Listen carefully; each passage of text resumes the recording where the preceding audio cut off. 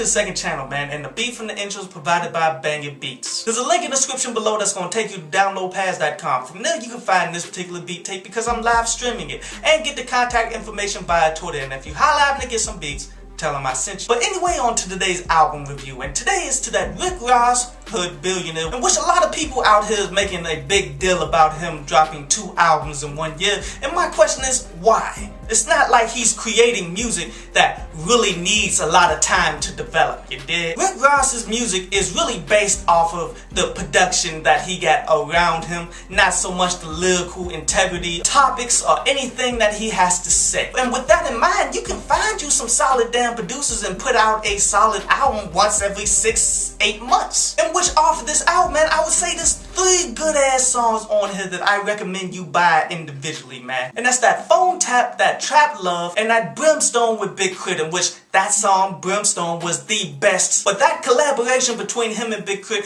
I would like to see that done more often. That was actually pretty awesome. But besides those songs, man, you got a long list of songs that just fall flat. Because as I said, this guy, he doesn't really focus on lyrics or anything, man. So therefore, if he doesn't have the emotions for the tracks right, then a lot of songs are just gonna come off flat and you be like, why am I even fucking listening to it? Coke Like the 80s, Heavyweight, Moving Bass, Quintessential, Elvis Presley Boulevard, Rich Bitch, Family Ties. All of these songs, like the mass majority of this shit, was just straight flat and had very little to bring to the table, in which that pretty much ruins the damn project. And one song I wanted to talk about in particular was that Born, because it annoyed the shit out of me. Because first of all, if there's anybody that really don't need to be talking about something that's going on politically for our people, it's Rick Ross. But yet in this song, he's pretty much saying, in the hook of all places, how if he catch up with Zimmerman, he's gonna burn and all of that bullshit. Like,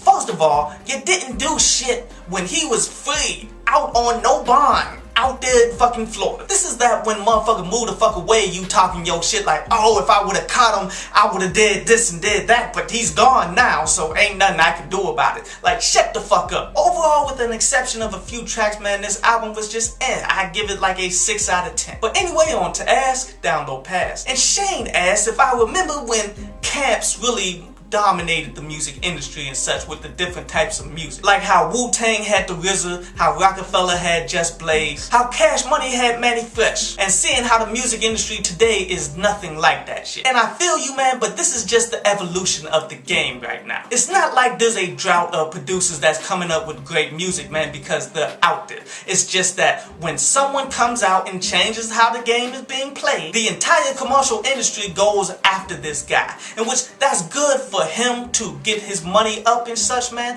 but overall as an industry we all lose. And you see that in how they made DJ Mustard into this huge phenomenon and such, while he was just kicking out the same track over and over all fucking summer just to everybody in the game. And Royal Flush says it's no coincidence that Nicki Minaj came out and apologized about Nazi imagery, especially since the game is run by Jews. And you know what? You're absolutely fucking right, man. And you gotta realize they don't play that shit. Whenever someone says something or does anything that's a little out of pocket for them, they come after that ass financially. That's why they all come out and apologize to the Jews. Now what happens when motherfucker gets out of pocket with us? You hear a lot of outrage on Twitter, but yet don't nobody do shit about it. And that's because we don't have the economic base to actually go after people's finances, to force them to apologize, to force politicians to be on our side, to force a lot of things. And that's why we're so fucked up in the game.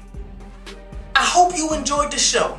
You can follow me at Twitter up there, and you can go to downloadpass.com, that's down there, to read today's article.